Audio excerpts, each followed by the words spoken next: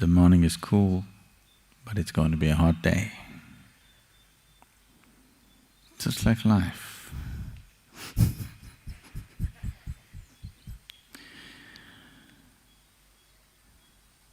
You don't go by what's there now. What's there now is all important in terms of experience. But what's there now is not an indication of what's going to be. Definitely not.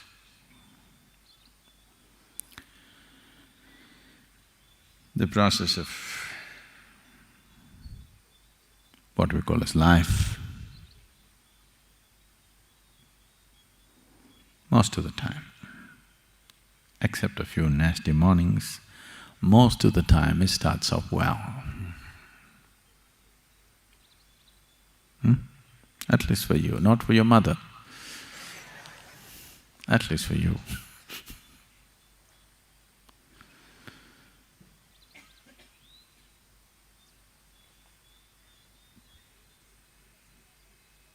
Not that everybody's life, something wrong has to happen. Some people have a good deal, some people have a bad deal.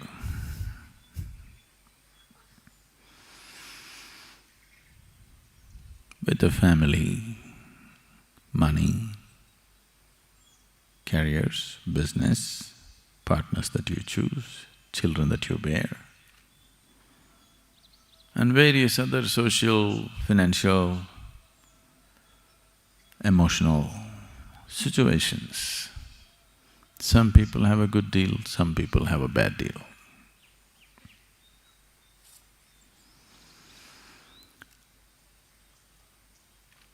Good deal or bad deal is not the point. The point is this life serving the purpose of you moving on? Because no matter how much you try to settle yourself into the comfort of what is there right now, there is something within you longing to be something more. No matter how much you think you've given up everything, you renounced, or you become lethargic enough to live in a limbo, something within you wants to be a little more, and something, whatever you know best.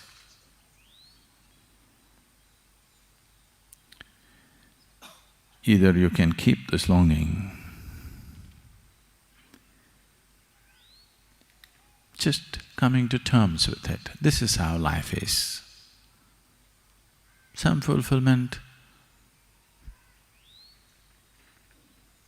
some frustration, some gain, some pain. These are all the philosophies people propound to solace themselves, to tranquilize themselves, to stay half asleep. You are right now? They pulled you out of the bed and brought you? Even if they're beating the drum,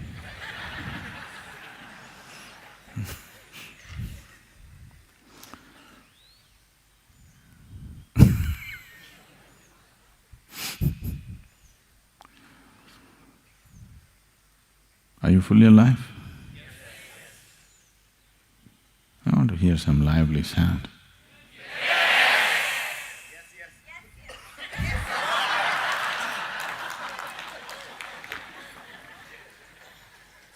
So whenever I ask you, are you on? You say,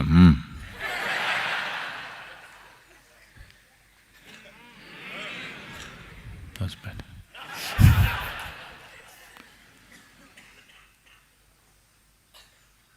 So,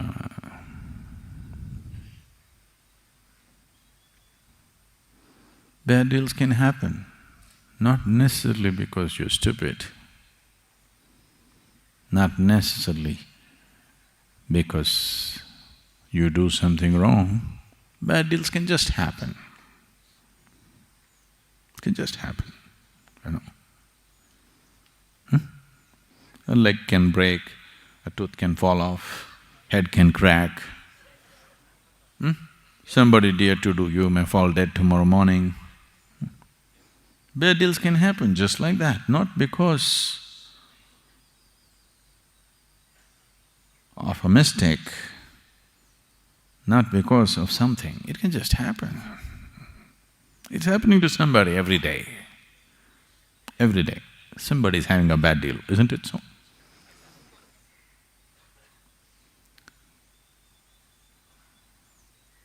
Even if you try to do something very good, even then bad deals can happen. Many people around you claim they know how it will come.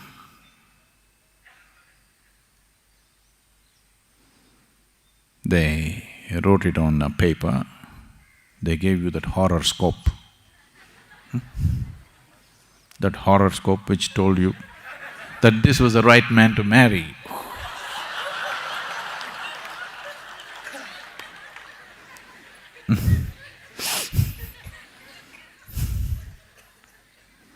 And in how many ways you discovered? How many ways?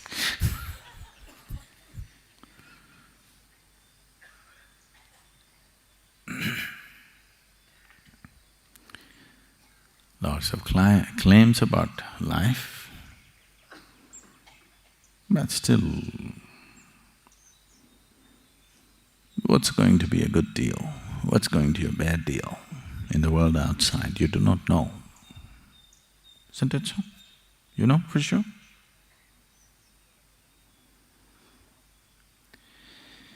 So,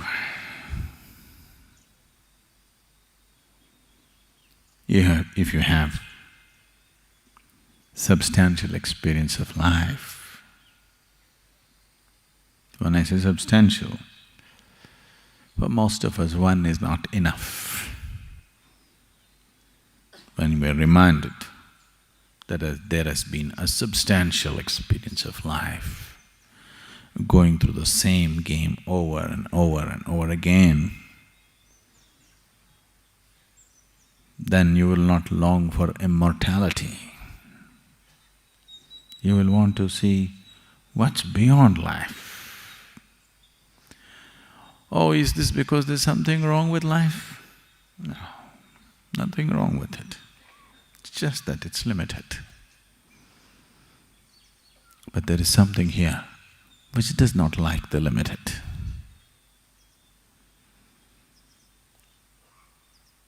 There is something here which does not like boundaries. There is something here which will not settle for anything less than the boundless.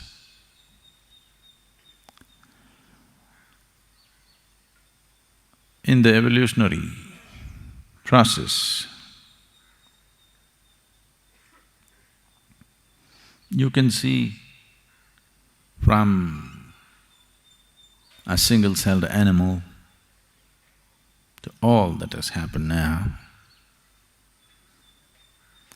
from that single-celled animal to who you are right now. All that's been happening is to somehow bring a larger slice of life into your experience. That's all that's happened. Became little more capable to experience life, not necessarily to do. An elephant can do much more than you when it comes to physical activity.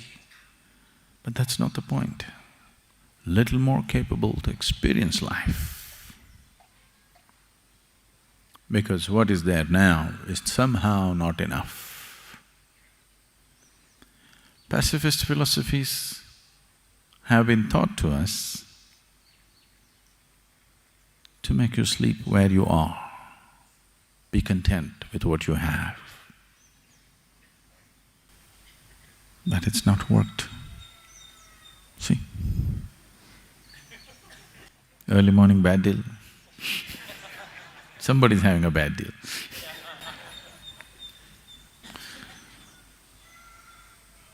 See? Somebody's sure having a bad deal.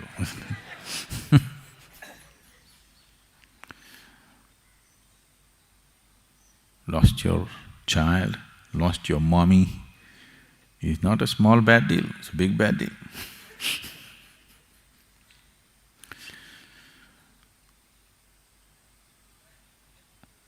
But how we experience the process of life is now, for the first time as a human being, it's in our hands. Never before it was in our hands. In the process of evolution, all these millions of life forms that this might have gone through, in none of those forms we had the freedom to choose our experience. Even now, we don't have absolute choice to choose our situations, but we have been given the freedom to choose our experience. Whatever kind of deal, the inner deal, we can strike a good deal, a fabulous deal, whatever may be the outside deal. This one huge step of consciousness sets a human being apart. No other animal is able to determine the nature of his experience. The outside situations are good, they're fine. If they're not good, they're gone. But this one is capable of having an inner situation the way he wants it, no matter what may be happening around him.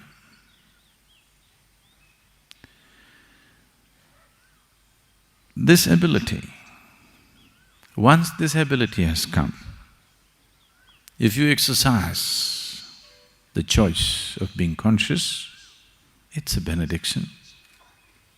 If you do not, it is magnified misery compared to any other creature on the planet. No other creature on this planet suffers the way a human being suffers, isn't it so?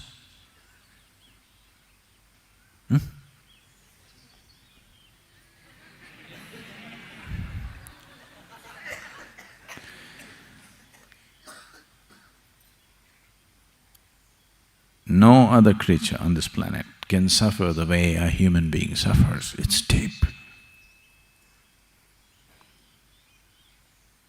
They do, it's not that they don't, but not this deep. Human suffering is deep.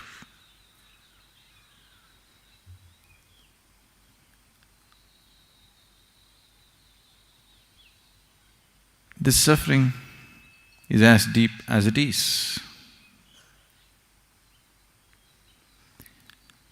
Not because life is suffering. A lot of people have come to this.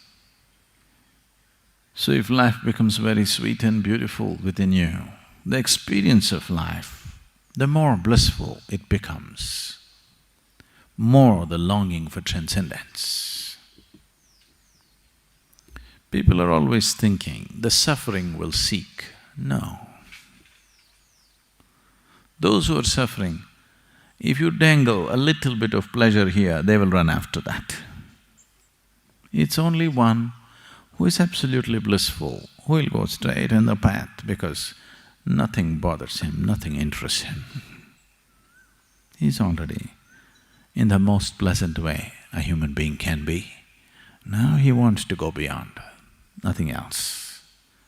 Somebody who is suffering today, they say today, Sadhguru, I want mukti. Their idea of mukti is freedom from suffering? No. Mukti is not freedom from suffering. You cannot even seek liberation. If you are in some state of suffering, if you are suffering, all you will see, all you will seek is the sweetness of pleasure and happiness, nothing more. Because people went on talking about or lived their life and made their lives an absolute suffering, that is why this whole idea of heaven. Heaven is a bloody perverted place. For sure, isn't it? No? You heard some stories about heaven, how it is? You have or no? It's a bloody perverted place, there's no question about it. No sensible human being would ever want to go there. But the whole world, at least a large part of the world, is aspiring to go there. That's their idea of ultimate, unfortunately. Exaggerated quantities of pleasure. You should try it here, you'll get sick of it in no time. Because always it's been rationed. Pleasure has always been rationed to people. They think larger quantities is going to be better. Have a large quantity of pleasure and see, you will get sick of it. Because pleasure is just a poor substitute for joy and blissfulness. And this whole game of good deal, bad deal goes beyond life. Hell and heaven is just good deal and bad deal. Even when the deal is good, you can still suffer, isn't it so? Are you not capable?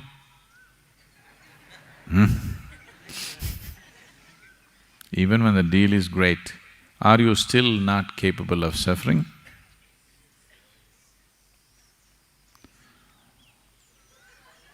So if I export you to heaven,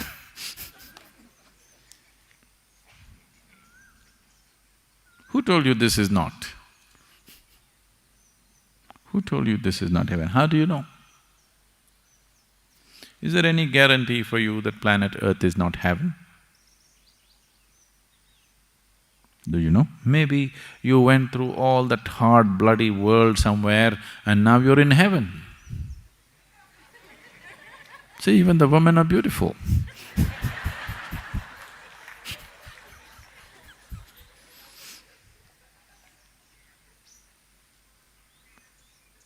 It could be heaven. No?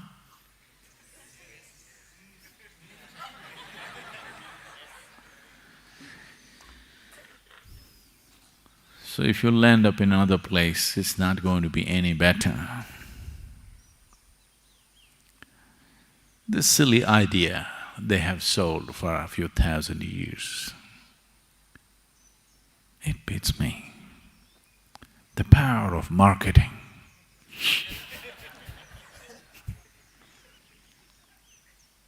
It's just impossible, you know, the power of marketing.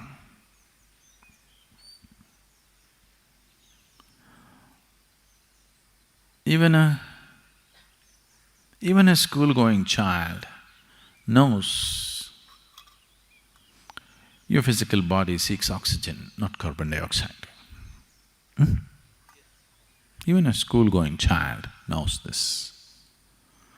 But see, they can pump carbon dioxide into a bottle and make you believe that's the best thing to drink on the planet.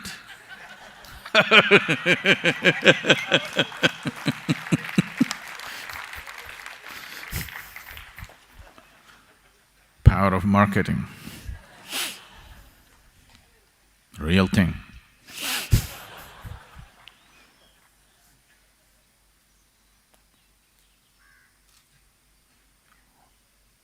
It is only the Indian farmers who found out the real purpose of these drinks, because they started using it on the plants. Plants like carbon dioxide. It's only the Indian farmers, the Andhra Pradesh farmers, who did the right thing with the real thing. They sprayed it on the plants and they found it works.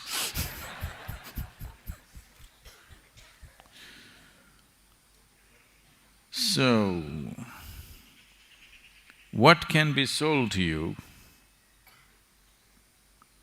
if the marketing machinery is strong enough? Just anything can be sold to you. And too much junk has been sold to you, all kinds of junk. All kinds of junk. The general description of the heaven is such that I wouldn't want to go there.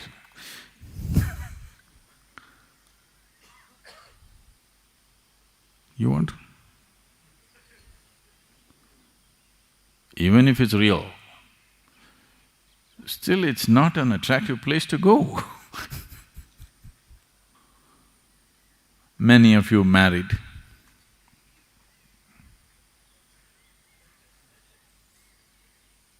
"12 wives, you want?"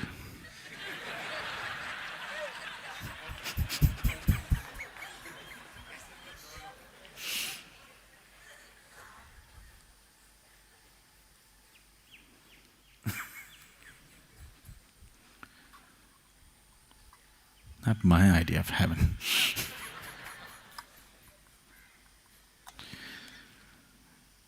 So, definitely, this was concocted in a truly perverted man's mind. There's no question.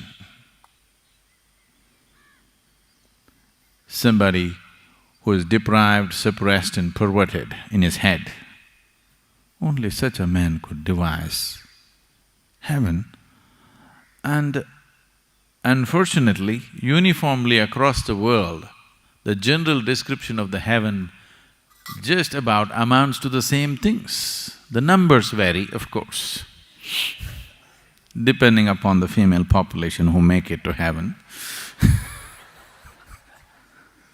but about the same things. So the most perverted in any population, they are the people who thought this up.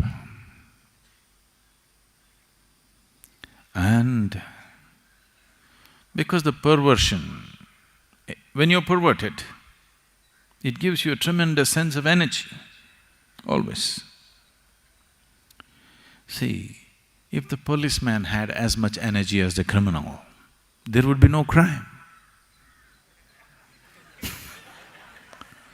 Policeman wants to go home and sleep, but the criminal is wide awake.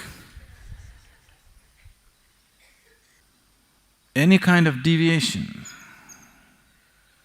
from normal course of life process gives you an exaggerated sense of energy always. You become fanatical about something. You will see, you will have an exaggerated sense of energy.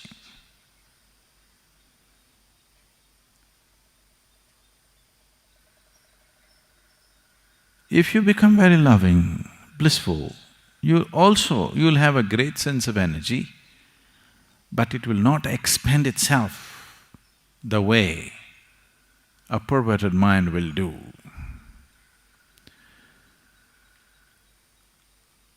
And these people with great energy, and they went about selling it. You sell the same product to the whole population, you never deliver it. This is great. This is like, once in a way, I think it's making everywhere, in Tamil Nadu this is making rounds, somebody comes up with $1 million currency note. You heard of these things in Chennai? Chennai people have a fascination for this. Somebody says, there is actually $1 million note with this man, it is certified by the United States government and he is willing to give it for a discount. Because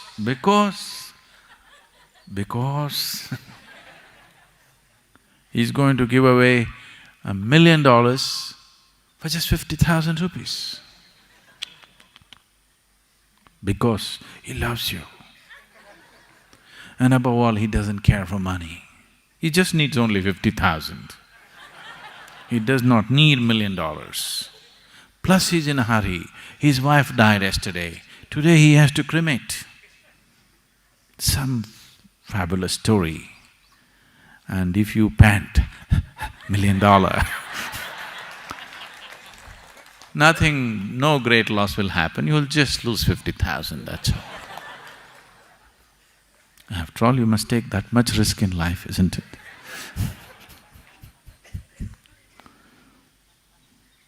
So this goes on and on and on.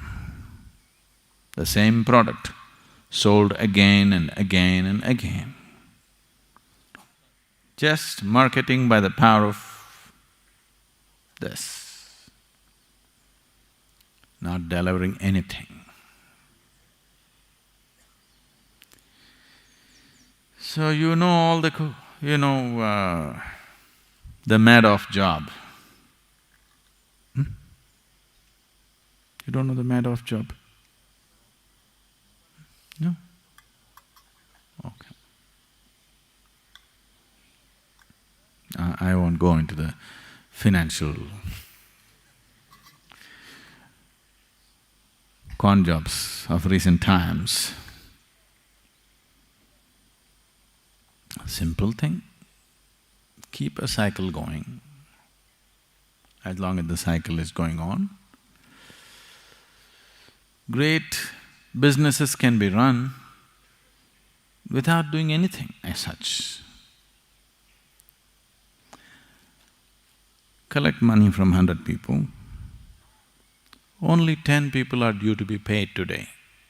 Pay these 10 people, what's the problem? The cycle gets bigger and bigger and bigger. Collect money from 1,000 people and pay these 100 people, what is the problem? You don't have to do any business. You can just keep it going like this. One day you'll have a can in your hand. That day is not very far away for you. When death confronts you, you will see your can is empty. Nothing. Empty stories, all will evaporate. All stories, all gossip, all rumors that you heard about hell and heaven and God sitting there and welcoming you, all the damn stories will evaporate if death confronts you. You will be freaky shit scared. No? Because this is just a convenience. It's just a convenience to believe that, this is a very beautiful thing. All the Hindus go straight to heaven.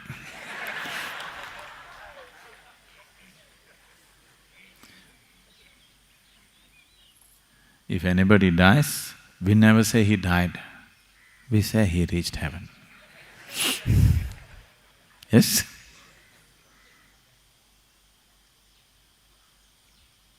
This is because everybody makes it to heaven because that's just another place like this. So here we never considered going to heaven as a big thing. We said if you become free from the process of heaven and hell, only then it's a big thing. Going to heaven is not a big thing. If you're born in India, you go straight to heaven.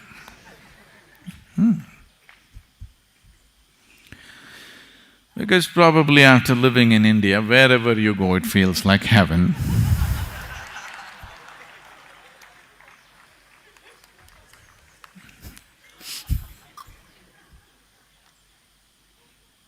A lot of people are living in such conditions that wherever you send them, they'll think it's heaven.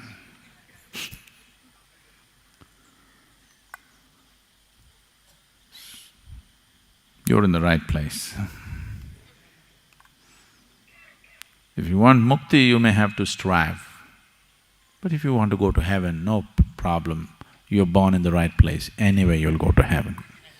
When you die, they'll print a card and say, he's reached heaven. It's printed. Have faith in the printed word.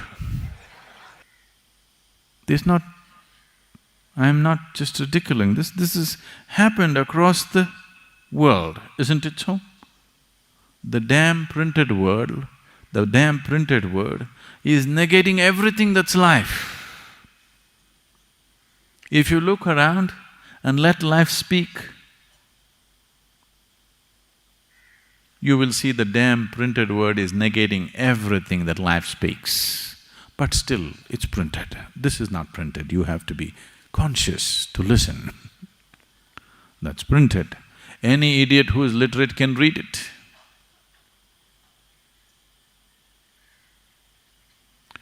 Literacy doesn't take intelligence, isn't it? Does it?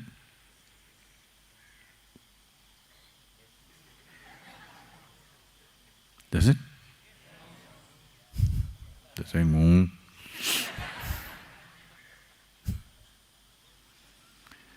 Literacy doesn't take intelligence. If you're born in a certain society, you become literate, isn't it? Every idiot becomes literate if you're born in a certain society where there is certain apparatus of education. And every fool can read this stuff, the printed word, which somebody says is sacred. It goes against life, it doesn't matter. It makes people fearful, guilty and confused, it doesn't matter. Only because it's so great, it can confuse a great mind like you. Isn't it?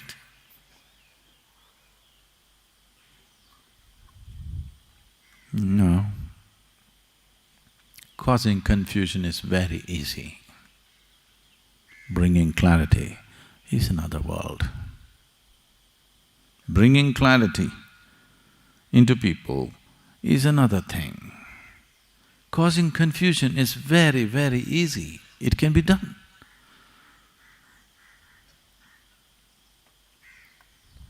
You just go up to somebody, say, do you see the tree, how blue it is? Say, what? What, don't you see? It's blue and don't you see the pink fruits?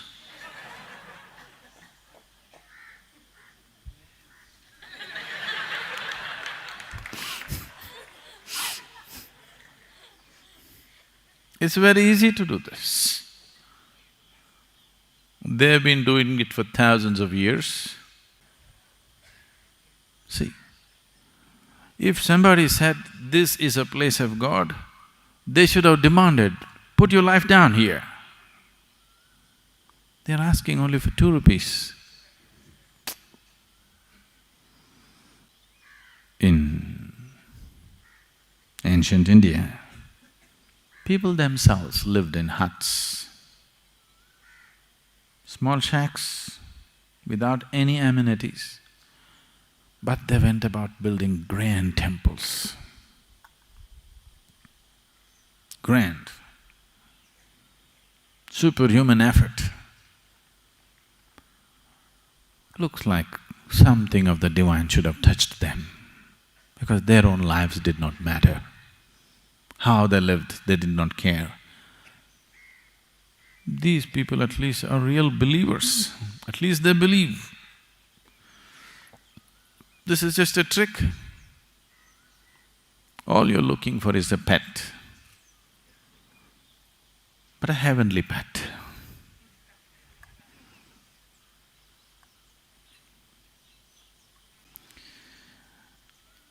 It is not that there is no meaning to this, it is not that there is no basis to this. It is just that the way it is done If these devices are just ways of bringing about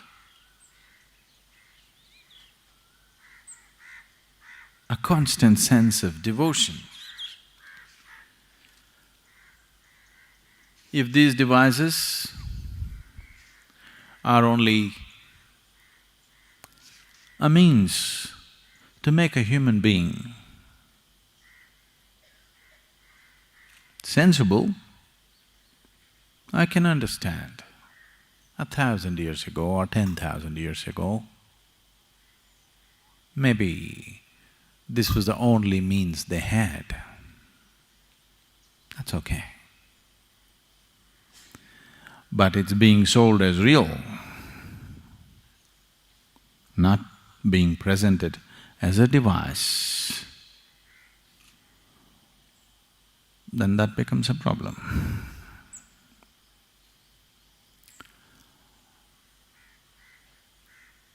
So what is this whole search?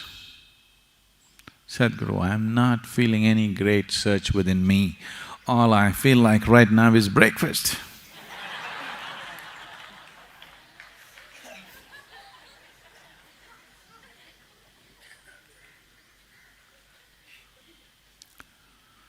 Yes.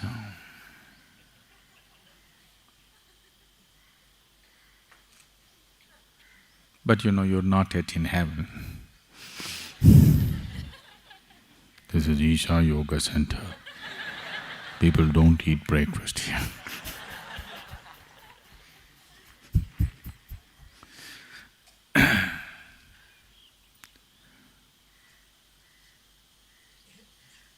Why can't we just enjoy the mundane? In every little thing, why can't we find pleasure and joy and just do it? You must do that. If you cannot even do that, you're no good. You're no good for anything. If you cannot enjoy the sunrise, if you cannot enjoy the breakfast that you eat, if you cannot enjoy the air that you breathe, if you cannot enjoy the earth that you walk upon, you're simply no good for anything, because even birds and animals are doing it. Yes? So, if you're not even able to do that, this is sub-animal state. I believe that many of you managed to do that. So we are saying, what is the next possibility? Because there is something within you which longs. Either you put the longing to a little bit of sleep with too much breakfast, or you've confused the longing by creating false longings. See, whatever a human being is seeking, whether you're seeking money or you're seeking pleasure, you're seeking food, starting from the fundamental of food, because food is the first thing that you cried for when you were born, isn't it? See, that child you heard some time ago, he's been brainwashed, conditioned. Now he cries, "Mummy." Now, first when he cried, first when you cried, food, isn't it so?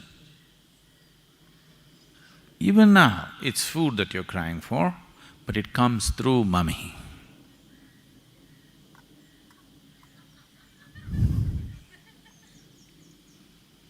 So starting from this fundamental longing for food, what is the longing for food? One thing is the physical hunger, nourishment, but beyond hunger also you're eating, isn't it? I can see.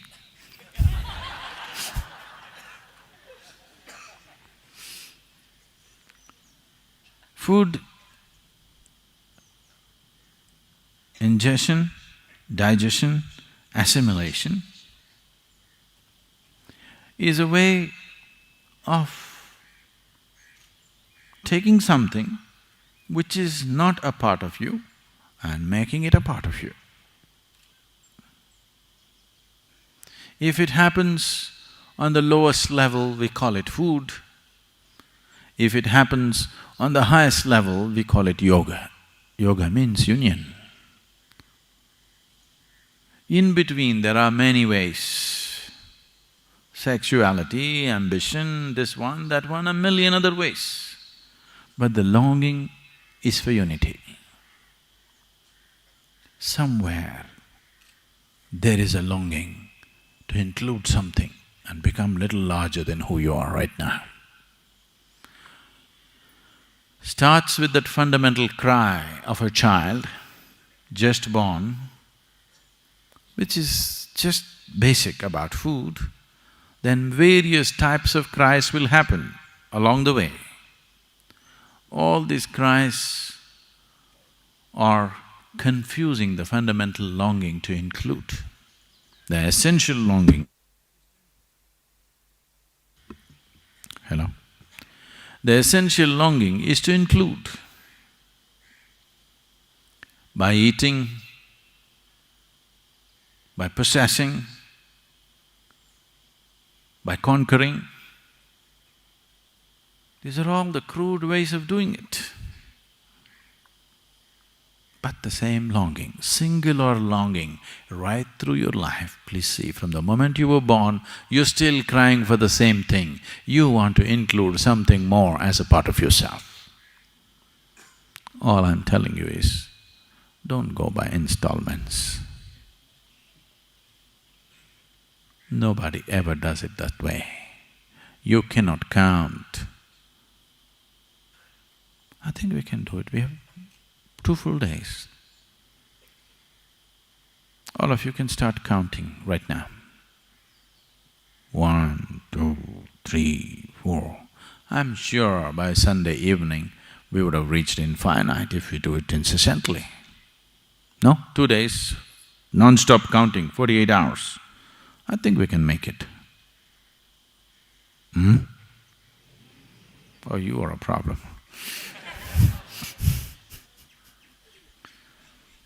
2 days of counting will get you to infinite? You do 1,000,000 years of counting, you will not get there. You're longing, whatever the longing for, whether it's for food, it's the pang of hunger, or lust, or ambition, conquest, it is the same longing. If you bring little more consciousness to this longing, you will see this is not what you're longing for. What you're longing for is inclusiveness. So you can confuse the fundamental longing with variety of things, running after this for 5 years, running after that for 10 years, running after another thing for 25 years. Then, when you're still wanting to run, it's gone.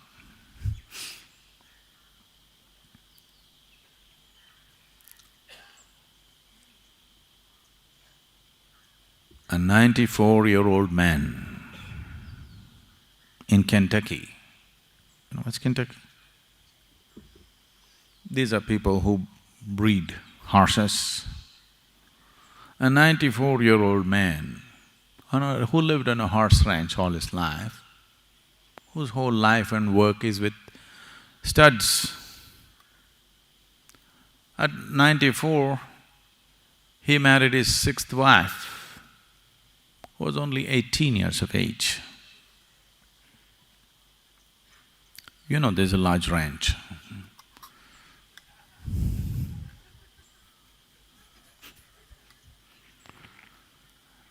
So,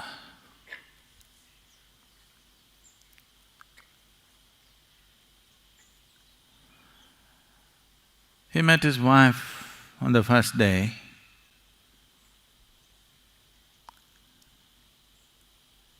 and then he asked her, "See, do you know what we are supposed to do?" Just like Adam. "Did you talk to your mother? Did she tell you some facts about life?" She said, "No, I did not speak to my mother. I do not know any facts about life." Then he said, "I think I know, but I've forgotten."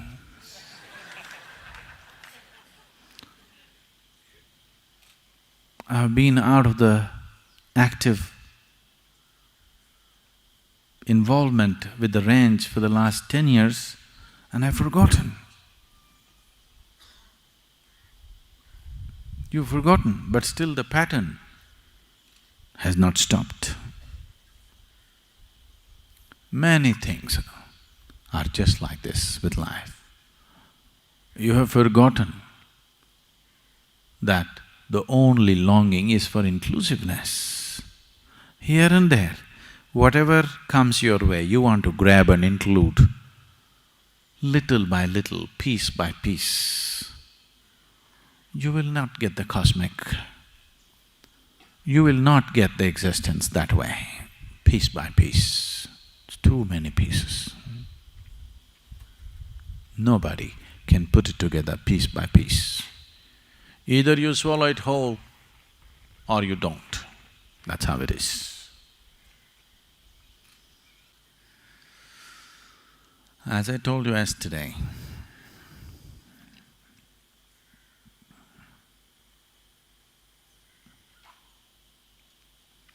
you must… every step you take, every breath you take, I want you to see that whatever you're in touch with now, this planet, the air that you breathe, the sky, the mountain, everything, if you're willing to look at it in a certain way, is overwhelming. If you're willing to see that you as a person, though you can walk, talk, do this, that, you're still not grasped any one of them. You don't know. The blades of grass here may be laughing at your ignorance. They are actually. Do you hear? I want you to hear.